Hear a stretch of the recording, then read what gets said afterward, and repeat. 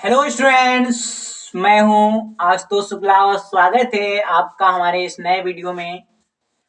आज हम कक्षा 10 हिंदी के तुलसीदास द्वारा रचित धनुष भंग के पैराग्राफ को पढ़ेंगे। उस पैराग्राफ में धनुष भंग का वर्णन है। धनुष भंग वह कहानी है, वह काव्य है जिसको गोस्वामी तुलसीदास जी ने भगवान श्री राम के ऊपर रामचरितमानस में लिखा था। रामचरितमानस के बाल कांड में धनुष भंग का अर्थात सीता जी के विवाह का वर्णन है। जब जनकपुरी में राजा जनक जी के यहाँ सीता जी का जो विवाह हो रहा था, उस विवाह में भगवान श्री राम और उनके छोटे भाई लक्ष्मण अपने गुरु विश्वामित्र जी के साथ में वे उस नगरी में आते हैं और जनक जी के बिल्कुल सामने उतनी ही बराबरी का एक मंच लगा हुआ था, एक मंच सजा हुआ था, जिस पर भगवान श्री राम और उनके छोटे भाई लक्ष्मण और उनके गुरु विश्वामित्र जी विराजमान थे। उस स्वयंवर का जो विश्लेषण है, उस स्वयंवर की जो शर्त थी, वो राजा जनक ने यह रखी थी कि जो इस परशुराम के धनुष पर चाप चढ़ा देगा, उस व्यक्ति से, उस राजा से जनक जी अपनी पुत्री सीता का विवाह कर देंगे।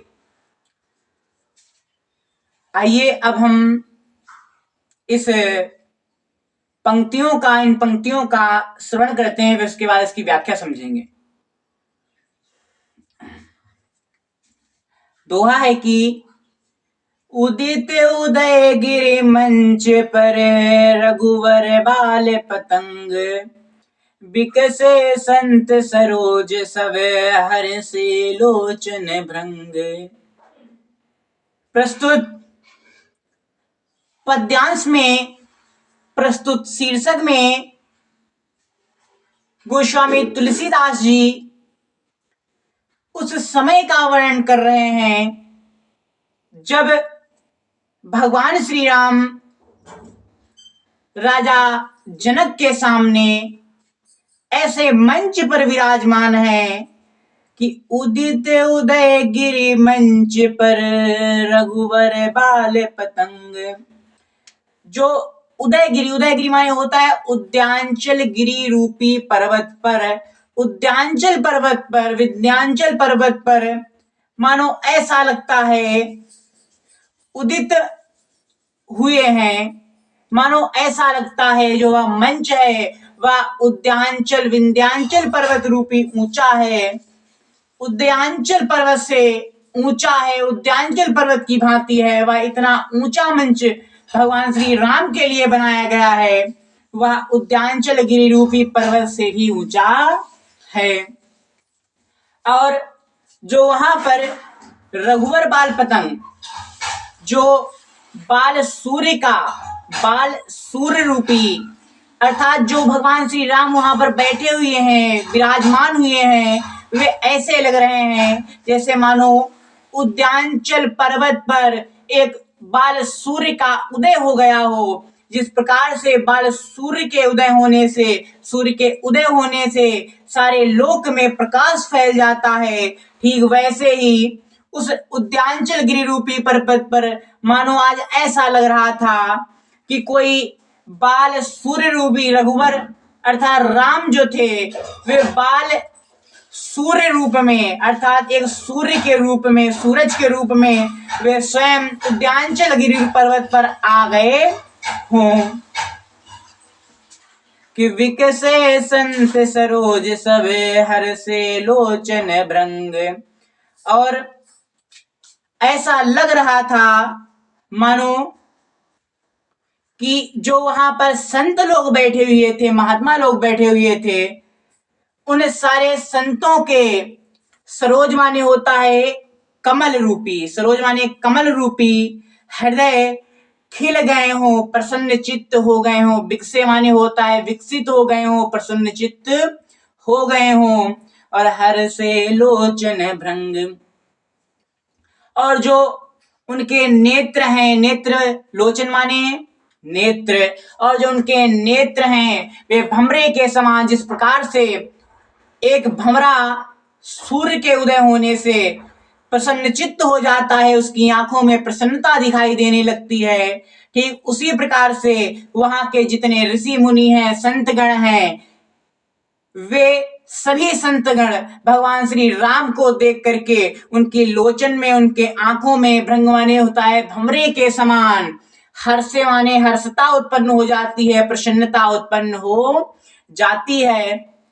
प्रस्तुत दोहे में भगवान श्री राम को एक बाल सूर्य के रूप में बताया गया है, बाल सूर्य के रूप में प्रस्तुत किया गया है।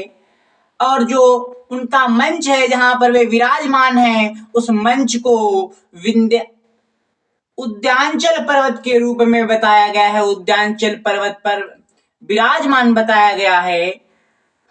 और जो वहां पर जितने भी संत बैठे हुए हैं उनको सरोज के समान अर्थात कमल के समान बताया गया है। और जो उनके नेत्र हैं, लोचन हैं, उन नेत्रों को भृंग माने होता है भमरे के समान बताया गया है। आगे बढ़ते हैं। किन्नपहि केरि आसान से नासी, वचन नखत अवलीन प्रकाशी। मानी महीप मुकुद सकुचाने, कपटी भूप उलूक लुकाने। भय विशोक कोक मुनि देवा, बरसहि सुमन जना वही सेवा। गुर पद बंदी सहित अनुरागा, राम मुनि सन आय सुमांगा। सहज ही चले सकल जग स्वामी, मंथ मंजुवर कुंजर गामी। चलत राम सब पुर नर नारी, पुलक पूरी तन भय सुखारी। बंदी पितर सुर शुक्र सम्हारे, जो कुछ पुण्य प्रभाव हमारे। तो शिव धनु मृणाल की नाई, तो रहु राम गणेश गोसाई। प्रस्तुत इस पद्यांश में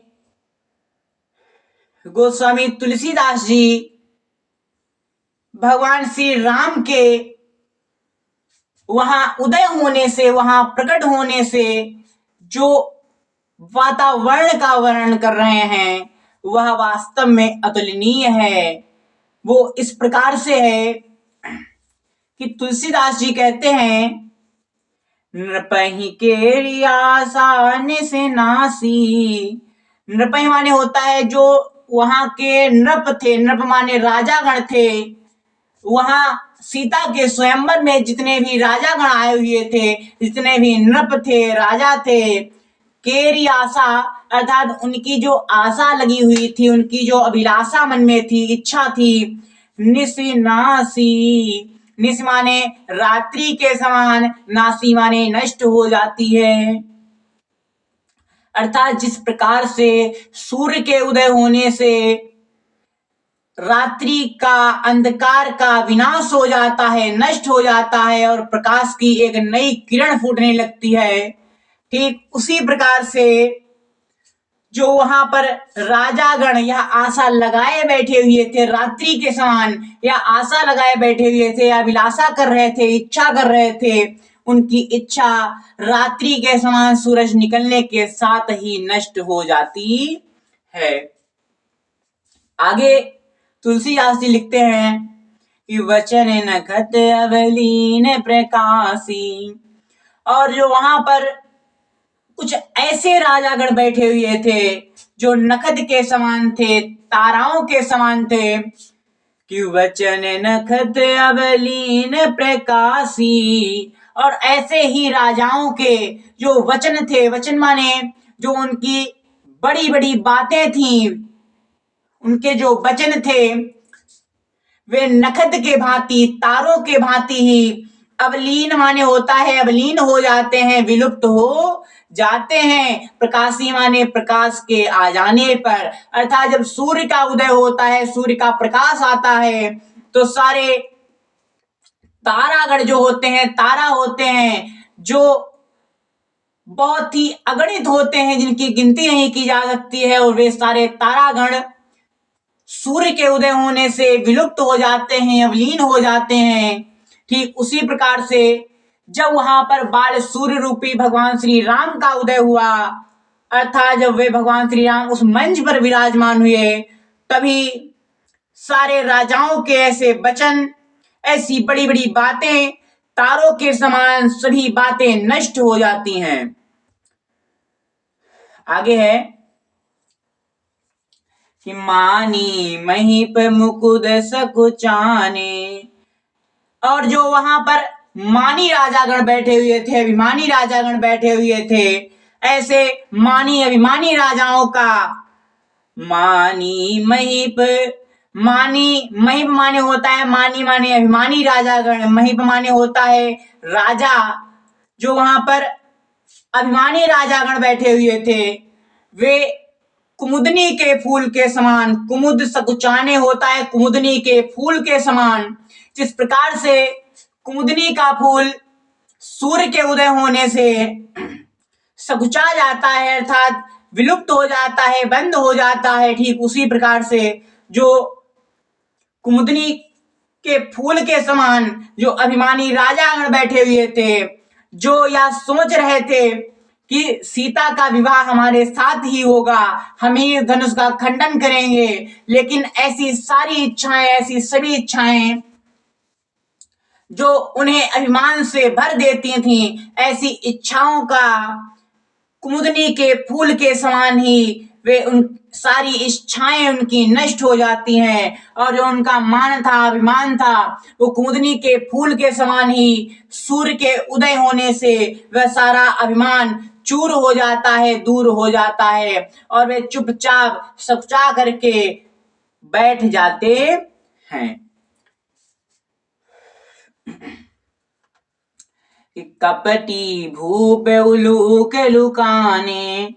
और जो कपटी राजागण होते हैं, कपटी माने कपट, कपट करने वाले, छल करने वाले जो राजागण होते हैं, जो यह सोचते हैं कि सीता का विवाह तो हमारे साथ ही होगा, अगर ऐसा नहीं होता है तो हम किसी ना किसी प्रकार से छल करके, कपट करके मैं सीता के साथ में विवाह कर लूंगा। ऐसे जो कपटी भूप थे, कपटी राजागण थे, भूप माने राजागण थे, वे उलूक लुकाने, अर्थात उल्लुओं के भांति ही, लुकाने माने लुक जाते हैं, छिप जाते हैं।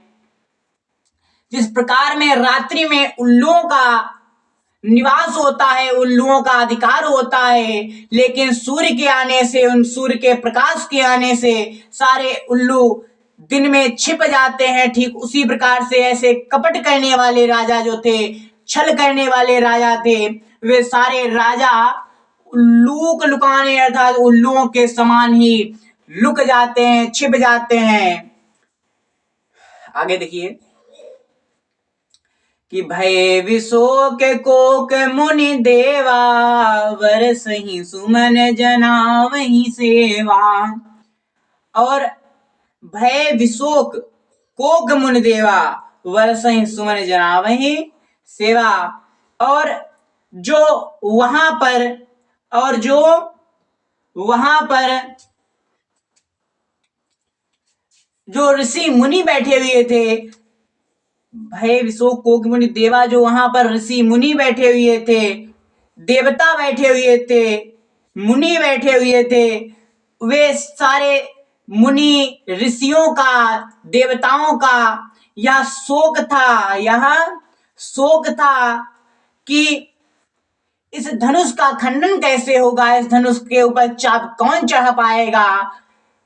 तो जब उन्होंने भगवान श्री राम को देखा, उनके शौर्य को सुना और देखा, उनके पराक्रम को जाना, तब ऐसे ऋषि मुनियों का शोक भी उसी प्रकार दूर हो गया जैसे मानो कोक नामक पक्षी भय विशोक, अर्थात विशोक माने होता है दुख, भय माने हो गया, शोक माने दुख, विशोक माने दूर हो गया। मुनि देवा माने मुनि ऋषियों का और देवताओं का शोक उसी प्रकार से दूर हो गया जिस प्रकार से कोक माने होता है एक कोक नामक पक्षी जो रात्रि के होने पर रात्रि में अपने साथी से बिछड़ जाता है और जब सुबह होती है, सूरज निकलता है, तो वही कोक नामक पक्षी अपने साथी से पुनः मिल जाता है। तो ऐसा लग रहा था मानो जो ऋषिगण थे, देवतागण थे, उन्होंने अपने साथी को ढूंढ लिया है, कोक जैसे एक दूसरे साथी को ढूंढ लिया है और भगवान श्री राम को देखकर उनका वह सारा दुख भी दूर हो जाता है और वे प्रसन्न चित्त हो जाते हैं। आगे है, बरसहि सुमन जनावहि सेवा, बरसहि सुमन जनावहि सेवा, वर्षा माने होता है वर्षा करने लगते हैं, वर्षा करने लगते हैं। सुमन माने फूलों की, जनावहि सेवा, और अपनी सेवा को जनावहि माने प्रदर्शित करने लगते हैं। वे सभी लोग जब भगवान श्री राम को देखते हैं तब उनका हृदय, उनका मन प्रसन्न हो जाता है और वे सारे लोग उस प्रसन्न चित्त मन से भगवान श्री राम के ऊपर फूलों की वर्षा करने लगते हैं, सुमन की वर्षा करने लगते हैं और अपने हृदय के प्रेम को सेवा के भाव से उन्हें जताने लगते हैं, दिखाने लगते हैं। कि गुर पद वंदी सहित अनुरागा, राम मुनिन सन आय सुमांगा। अब जब भगवान श्री राम को उनके गुरु विश्वामित्र जी ने यह आज्ञा प्रदान की कि हे राम, अब आप जाइए और जो यह सारी प्रजा इस शोक में डूबी हुई है, इस धनुष का खंडन कौन करेगा। और राजा दशरथ इस दुख में है कि इस धनुष का खंडन कैसे हो पाएगा, क्या यह धरती वीरों से खाली हो गई है। अब विश्वामित्र जी भगवान श्री राम को आज्ञा देते हैं, तब भगवान श्री राम विश्वामित्र जी से आशीर्वाद लेते हैं, उनको प्रणाम करते हैं और फिर वे धनुष के खंडन करने के लिए चल देते हैं। वो इस प्रकार से देखिए कि गुर पद वंदी सहित अनुरागा। गुर पद, गुरु माने होता है गुरुओं की, पद बंदी, गुरु माने गुरुओं की, पद माने पैरों की, बंदी माने बंदना करते हुए, सहित अनुरागा। और अब भगवान श्री राम अपने गुरु विश्वामित्र जी के चरणों की वंदना करते हुए, कैसी वंदना, सहित अनुरागा। सहित माने होता है साथ में, अनुरागा माने होता है अनुराग के साथ में, प्रेम के साथ में। अब भगवान श्री राम अपने गुरु के पैरों की वंदना करते हुए, चरणों की वंदना करते हुए और बड़े ही अनुराग के साथ में यह वंदना करते हुए वे राम मुनिन सन आय सुमांगा। राम मुनिन अर्थात भगवान श्री राम ने, मुनिन माने समस्त मुनियों की, समस्त ऋषियों की, आयस माने होता है आशीर्वाद, मांगा माने मांग लेते हैं। और अब भगवान श्री राम सबसे पहले अपने गुरु के चरणों की वंदना करते हुए जितने भी ऋषि मुनि थे उनसे आशीर्वाद लेकर के, आशीर्वाद प्राप्त करके वे उस धनुष को खंडन करने के लिए चल देते हैं। और किस प्रकार से चलते हैं उसका आप जिक्र अगली पंक्ति में देखिए कि सहज ही चले सकल जग स्वामी, मंत मंजुवर कुंजर गामी। कि सहज ही चले, सहज माने होता है अब भगवान श्री राम बड़ी ही सहजता के साथ में, बड़ी ही धैर्यता के साथ में चलते हैं। सहज ही चले सकल जग स्वामी, बड़ी ही सहजता के साथ में चले माने चलते हैं। सकल माने होता है सारे संसार के, जग माने होता है सारे, सकल माने होता है संपूर्ण, जग माने होता है संसार के, सकल जग माने होता है संपूर्ण जग के स्वामी बन करके। ऐसा लगता है मानो भगवान श्री राम संपूर्ण जग के, सारे जग के स्वामी बन करके वे बड़ी ही सहजता के साथ में, बड़ी ही सहज भाव के साथ में वे उस धनुष की ओर, उस मंच से उस धनुष की ओर बड़ी सहजता के साथ में, अनुराग के साथ में और अपने गुरुओं से आशीर्वाद लेकर के वे चल देते हैं। कि मंत मंजुवर कुंजर गामी। और जब वे ऐसे चलते हैं तब वे ऐसे प्रतीत होते हैं कि मानो कोई मंत मंजू अर्थात होता है अपने ही मद में चूर, अपने ही मद में चूर मदमस्त। कुंजर माने होता है हाथी, गामी माने गमन कर रहा हो, जा रहा हो। और वे इतनी सहजता से चलते हैं जैसे मानो कोई अपने ही मद में चूर, बड़ा मत वाला हाथी, मंद मंजुवर, बड़ा ही मन वाला हाथी, बड़े ही मत वाला हाथी बनकर के हाथी के भांति वे गमन करने लगते हैं, वे चलने लगते हैं, है ना। आजकल तो कह दिया जाए दोस्तों ऐसे भागेंगे जैसे, अब क्या ही बोले, आगे देखिए कि चलत राम सब पुर नर नारी। चलने का भी देखिए एक तरीका होता है कैसे चला जाता है। कुछ लोग तो चलते हैं जैसे पैर रखेंगे तो धरती हिलाएंगे, उन्हें लगता है कि हाँ हमें कोई देख रहा है कि हम धरती हिला लेते हैं। आगे देखिए कि चलत राम सब पुर नर नारी, पुलक पूरी तन भय सुखारी। अब जब भगवान श्री राम को उस नगरी वालों ने, जनकपुर नगरी वालों ने जब ऐसे चलता हुआ देखा, कैसे बड़े मनवाले हाथी बन करके, बड़े मन वाले, बड़े मतवाले हाथी के भांति गमन करते हुए देखा कि चलत राम सब, जब चलत राम माने राम को चलते हुए, सब पुर माने होता है सभी जनकपुर वासियों ने, नर और नारियों ने, समस्त जनकपुर के नर और नारियों ने जब भगवान श्री राम को ऐसे चलते हुए देखा, तब पुलक पूरी तन भय सुखारी।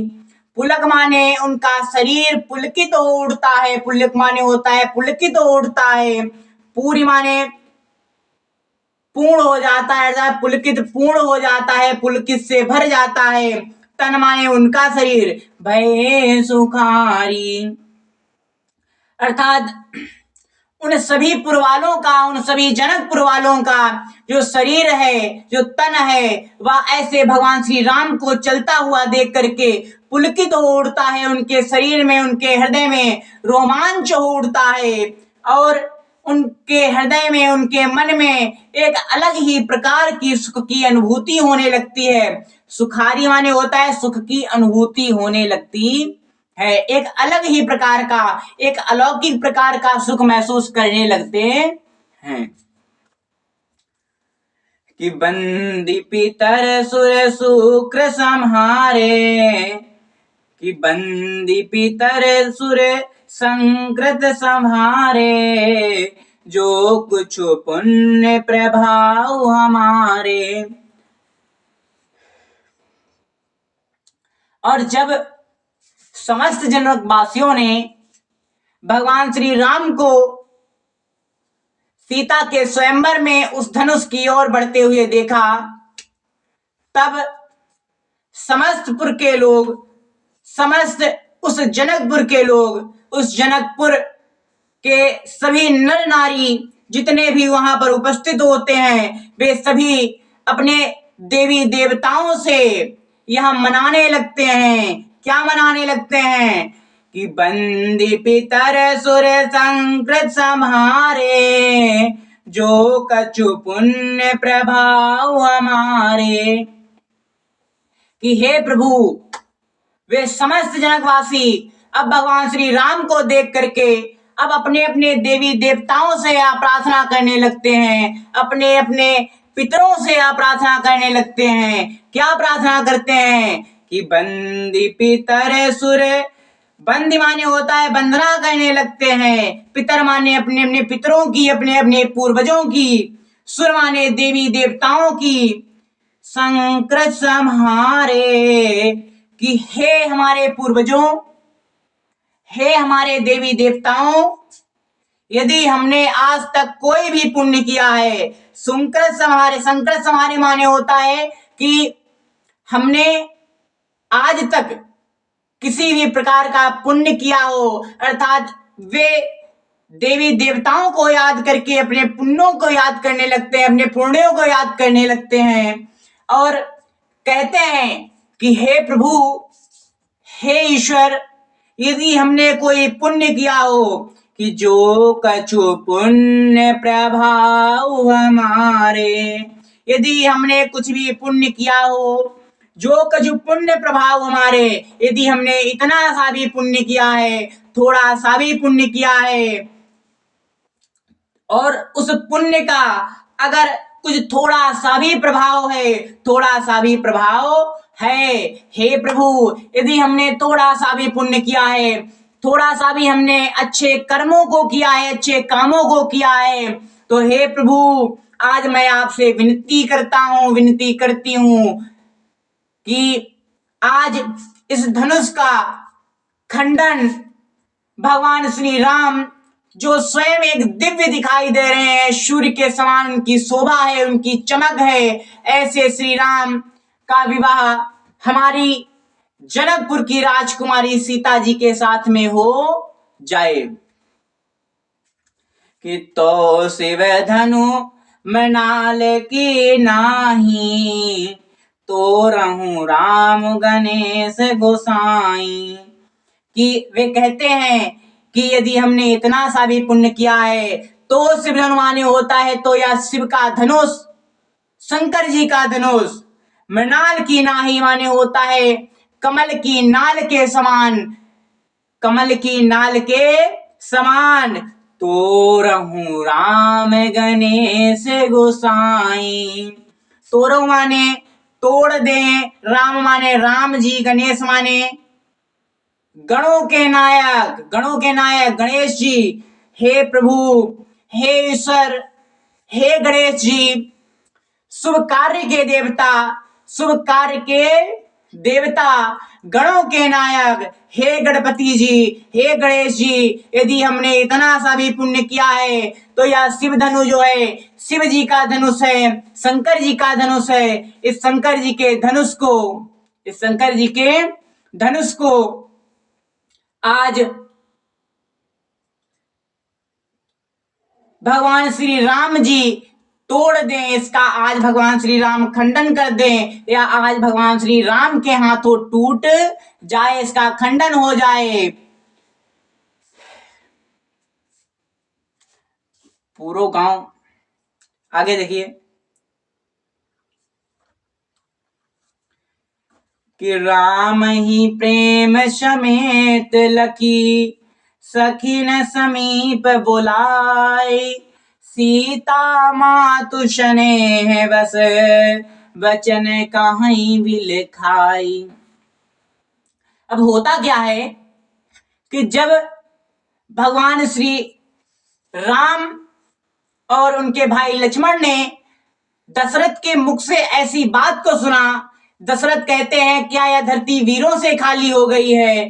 तब लक्ष्मण उनसे क्रोधित होकर कहते हैं कि जहां पर राजघराने का कुल का एक भी बालक बैठा हुआ हो, उसमें आप ऐसे शब्दों को मुंह से निकालने के लिए आपको यह मुख शोभा नहीं देता है।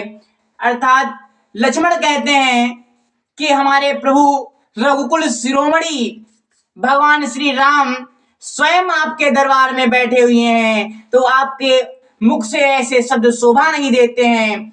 और विश्वामित्र से आज्ञा पाकर के जब भगवान श्री राम उस धनुष की ओर बढ़ते हैं, तब सीता जी की माता यह देखती हैं कि यह छोटा सा बालक जो सीता के साथ में विवाह करना चाहता है और इस धनुष का खंडन करना चाहता है, इस धनुष के खंडन करने के लिए वह आगे बढ़ रहा है।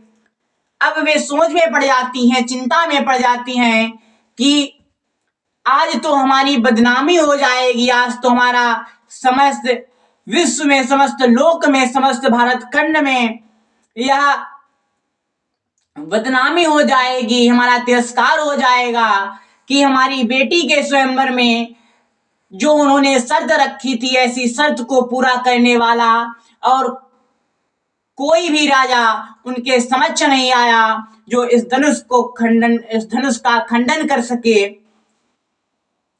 क्या उनकी विडंबना है, क्या उनकी सोच है, क्या उनकी तकलीफ है। आगे बढ़ते हैं कि राम ही प्रेम समेत लखी सखीन समीप बोलाई।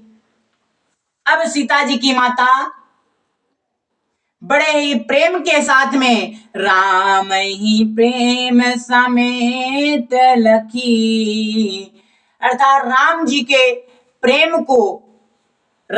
को बड़े ही प्रेम के साथ में, राम ही प्रेम समेत लगे। राम माने होता है राम को, प्रेम माने बड़े ही प्रेम के साथ में, समेत माने साथ में, लखी माने देख करके। अर्थात अब सीता जी की माता राम जी को बड़े ही प्रेम के साथ में देख करके, बड़े ही स्नेह के साथ में देख करके सखीन समीप बुलाए, सभी सखियों को, अपनी जो सखियां थी, उस आसपास की सखियां थी, दासियां थी, उनको अपने पास में बुला करके वे सखीन समीप बुलाए, उनको अपने पास में बुला करके अपनी विडंबना का, अपनी चिंता का वे वर्णन कर रही हैं, वे उन्हें बतला रही हैं। क्या बतला रही हैं कि सीता मातु स्नेह बस, सीता जी की माता जो है बड़े ही स्नेह बस माने होता है बड़े स्नेह के साथ में, राम के प्रति प्रेम के साथ में, राम के प्रति श्रद्धा के साथ में और स्नेह के साथ में वचन कहीं बिलखाई, अपने वचनों को, अपनी बात को वे बड़े ही बिलखाई माने होता है बिलखता के साथ में वे अपनी बात को उन सखियों के साथ में रखती हैं। क्या बात रखती हैं, आइए इन चौपाई में हम देखते हैं कि सखी सब कौतुक देख निहारे, ज्यों कहावत ही तू हमारे, कौन बुझाई काहे गुर पाही, ऐ बालक असिहठ भली नाही, रावण बाण चुआ नहीं चापा, हारे सकल भूप करि दापा, सो धनुराज कुंवर कर देही, बाल मराल की मंदर लेही। अब जो सीता जी की माता हैं वे उन सखियों से, सखी सब कौतुक देख निहारे, सीता जी की माता बड़ी ही विडंबना के साथ में, बड़ी ही बिलखता के साथ में वे कह रही हैं कि हे सखी, आज तुम इस जनक नगरी में मंत्रियों को देख रही हो, यहाँ के लोगों को देख रही हो, यहाँ के राजाओं को देख रही हो। ये लोग यहाँ हमारा कौतुक देखने आए हैं, यहाँ हमारा तमाशा देखने आए हैं। हे सखी, तुम देख रही हो आज हमारे राज्य में कैसा कौतुक मचा हुआ है, कैसा यह तमाशा मचा हुआ है। हे सखी, या तुम आज देख रही हो कि जेऊ कहावत हितू हमारे, कि हे सखी, यह हमारे हितैषी कहलाते हैं, या हमारे हितैषी कहे लाते हैं। ये जितने राजा गण बैठे हुए हैं, जितने मंत्री गण बैठे हुए हैं, जितने यहाँ पर सचिव बैठे हुए हैं, ये सारे सचिव, ये सारे मंत्री हमारे हितैषी कहलाते हैं। जेऊ कहावत हितू हमारे, ये सारे मंत्री हमारे हितैषी कहलाते हैं। हमें अपनी प्रेम को, हमें अपने स्नेह को ये प्रदर्शित करते हैं हमसे, और हमारे हितैषी कहे लाते हैं। लेकिन यह कोई भी लोग राजा से यह बात नहीं कहता है कि यह शिव का धनुष कोई भी नहीं इसको तोड़ सकता है, और यह तो धनुष बहुत ही ज्यादा मजबूत है, इसकी मजबूती को कोई भी नहीं तोड़ सकता है, कोई भी भांप नहीं सकता है। और यहाँ पर ऐसे जो सचिव बैठे हुए हैं, मंत्री बैठे हुए हैं, जो बहुत ही बुद्धिमान कहे जाते हैं, और ये कोई भी मंत्री राजा को यह सीख नहीं दे रहे हैं, राजा को यह समझा नहीं रहे हैं कि इस धनुष को कोई भी तोड़ नहीं सकता है। और अब तो हद ही हो गई है कि को न बुझाए कहें गुर पाही, और कोई विश्वामित्र जी से भी नहीं कहता, अर्थात कोई गुरु से भी नहीं कहता है, विश्वामित्र जी से भी नहीं कहता है। कोई उन्हें बुझाए माने उन्हें या बुझाता नहीं है, उन्हें समझाता नहीं है, उन्हें बताता नहीं है। ये बालक असी हठ भले नाही, कि सीता जी की माता कहती हैं कि विश्वामित्र को भी यह कोई नहीं समझाता है कि यह बालक है, भी यह बच्चा है, या अभी इसका हठ या उचित नहीं है। यह हठ धनुष को तोड़ने का हठ, इतना बड़ा हठ, या अभी इस समय उचित नहीं है। आगे सीता जी की माता कहती है कि रावण बाण जुआ नहीं चापा, हारे सगल भूप करी दापा, कि पराक्रम से पराक्रम वीर, बल से भी बलशाली, जिस ने सारे देवताओं को परास्त कर दिया है, समस्त राक्षसों को परास्त कर दिया है, ऐसे राक्षस वीर रावण ने, बाण माने होता है वाणासुर ने, छुआ नहीं चापा, इस धनुष की चाप को छुआ तक नहीं है। ऐसे बड़े बड़े वीर जो इस धनुष के नाम से ही कांप उठते हैं और उनसे दूर भाग जाते हैं, ऐसे धनुष को छुआ तक नहीं है। कि हारे सकल भूप करी दापा, हारे माने होता है हार गए हैं, सकल माने सभी सारे संसार के, भूप माने होता है राजागण, भूप माने राजागण, करी दापा माने भाग गए हैं, इससे हार करके वे चुपचाप बैठ गए हैं। और यह सोच करके कि यह तो शिव का धनुष, शिव धनु है, शिव का धनुष जो है यह इतना शक्तिशाली है कि इसे तोड़ना तो दूर, इस पर चाप चढ़ाना तो दूर, इसे कोई हिला तक नहीं सकता है।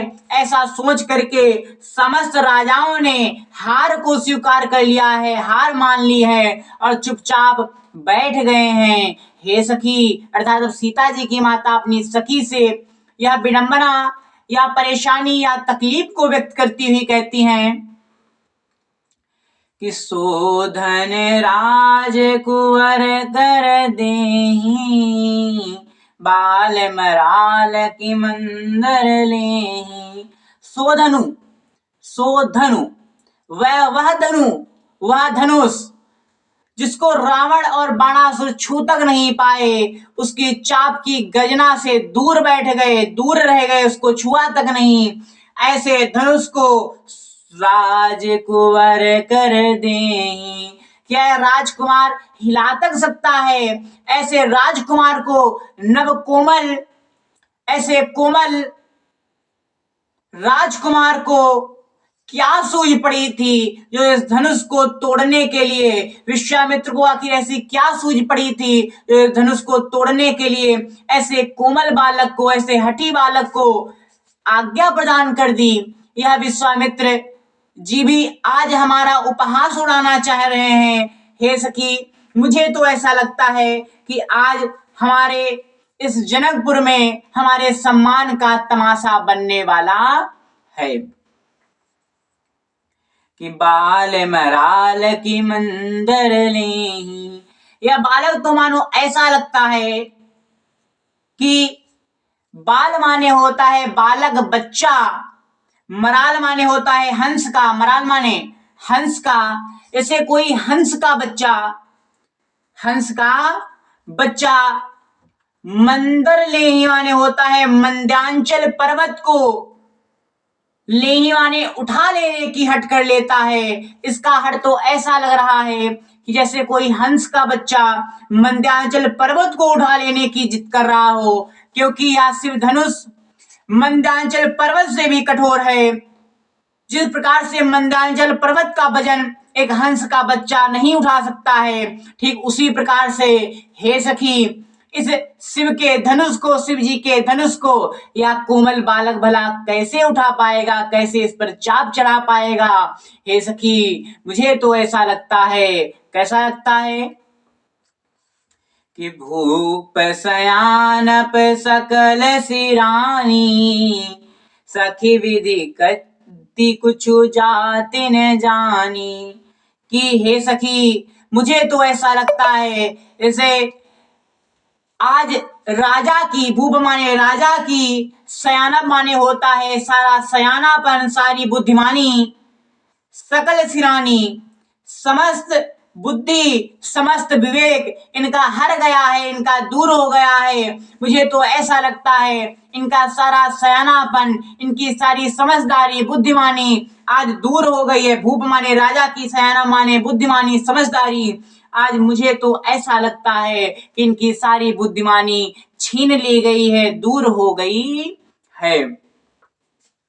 हे सखी, सीता जी की माता अपनी सखियों से अपनी पीड़ा का वर्णन करती हुई कहती हैं कि सखी विधि गति कछु जाति न जानी। कि हे सखी, मुझे तो विधि की, मुझे तो भाग्य के कुछ भी, भाग्य के क्रियाकलापों का, भाग्य के विधि का मुझे तो कुछ भी समझ में नहीं आ रहा है। कछु जाति न जानी, मुझे तो उसके कार्य का, उसकी क्रिया प्रणाली का मुझे कुछ भी भान नहीं हो पा रहा है, कुछ भी समझ नहीं आ रहा है।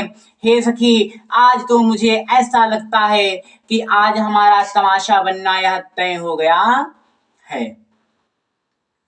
आगे सीता जी की माता को जवाब देती हुई एक चतुर सखी, देखिए जब ज्यादा लोग होते हैं तो उसमें एक बुद्धिमान भी होता है, और वही बुद्धिमान एक सखी है, वह उन्हें जवाब देती हुई क्या कहती है, सुनिए कि बोली चतुर सखी मृदुबानी, तेजवंत लघु गणिन रानी, कहाँ कुंभज कहाँ सिंधु अपारा, सोसहु सुज सुसकन संसारा, रवि मंडल देखत लघु लागा, उदयताशु त्रिभुवन तव भागा। अब वह एक चतुर सखी जो है, अब सीता जी की माता को धैर्य बंधाती हुई कहती है और अपनी बुद्धि और विवेक का उपयोग करती हुई कहती है कि हे सखी, हे सीता जी की माता, हे रानी, बोली चतुर सखी मृदुबानी। एक चतुर सखी, वही सीता जी की माता की एक बड़ी ही चतुर सखी अपनी मृदुवाणी में, अपनी कोमल वाणी में सीता जी की माता को धैर्य बंधाती हुई कहती है कि तेजवंत लघु गणिन रानी। कि तेजवंत, तेजवंत माने हे रानी, जो तेजवंत होते हैं, तेजवान होते हैं, शौर्यवान होते हैं, ऐसे लोगों का, ऐसे महापुरुषों का, ऐसे बालकों का, ऐसे योद्धाओं का, ऐसे क्षत्रियों का आप उनके लघु रूप में देख करके, तेजवंत लघु गणिन रानी, हे रानी, लघु माने आप उनकी उम्र से, आप उनकी उम्र से, आप उनके लघु होने से आप अंदाजा नहीं लगा सकती। किस बात का अंदाजा?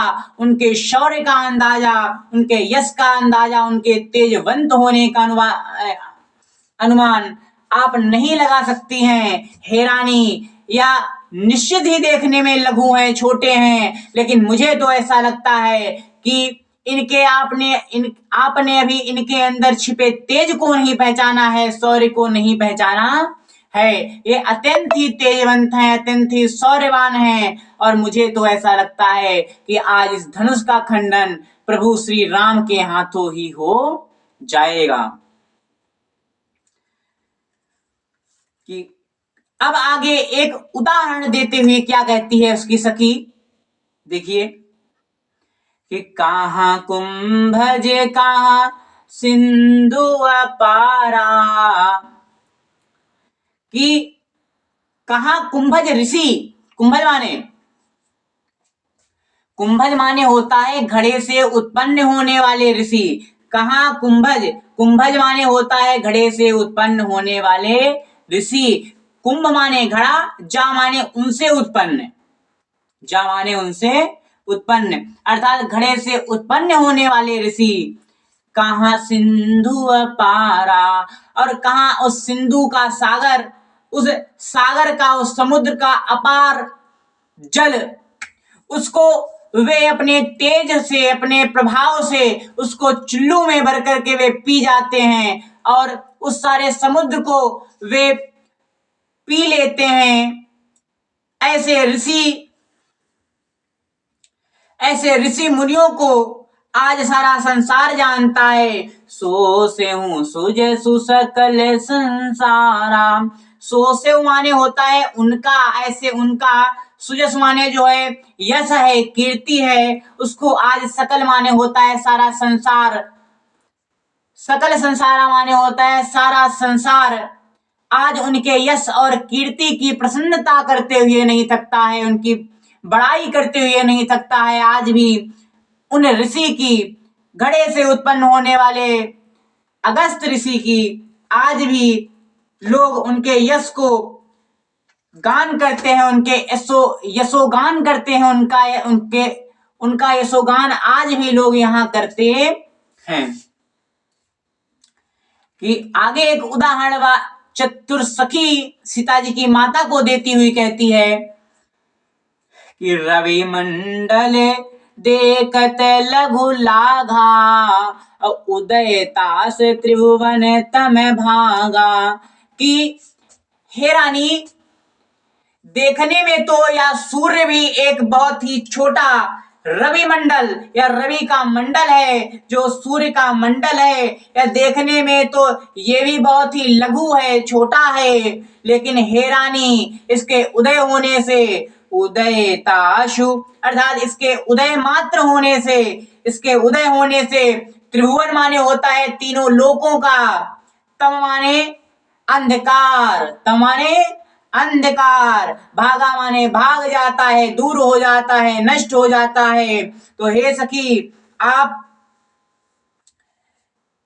भगवान श्री राम को, प्रभु श्री राम को छोटा मत समझिए, या निश्चय इस धनुष का खंडन कर देंगे, क्योंकि जो तेजवंत बालक होते हैं, तेजवंत लोग होते हैं, उनके लघु रूप को देख करके अंदाजा लगाया नहीं जा सकता है। और जो उदाहरण दिए हैं कि सूर्य के उदय होने से तो सारा संसार का अंधकार दूर हो जाता है, जबकि सूर्य तो दिखने में बहुत ही छोटा होता है। आगे हम पढ़ेंगे अगले पाठ में, जिसमें यह सखी सीता जी की माता को और भी ज्यादा उदाहरण देती हुई धैर्य बंधाती है और ओम नाम का अर्थ बताती है, ओम शब्द का अर्थ बताती है। और उसके बाद हम पढ़ेंगे कि जो सीता जी हैं, अब उनके मन में जो व्याकुलता उत्पन्न होती है, जो यह दुख उत्पन्न होता है कि हमारे पिताजी ने मुझे अपने अनुसार वर चुनने की अनुमति क्यों ना प्रदान कर दी, काश वो ऐसा कर देते। और ऐसी पश्चाताप को व्यक्त करती हुई सीता जी क्या कहती हैं, वो आपको हम अगले पार्ट में पढ़ाएंगे। जब तक के लिए थैंक यू। और आगे की वीडियो पाने के लिए आप चैनल को सब्सक्राइब करें और कमेंट करके बताएं कि आपको ये वीडियो कैसा लगा। धन्यवाद।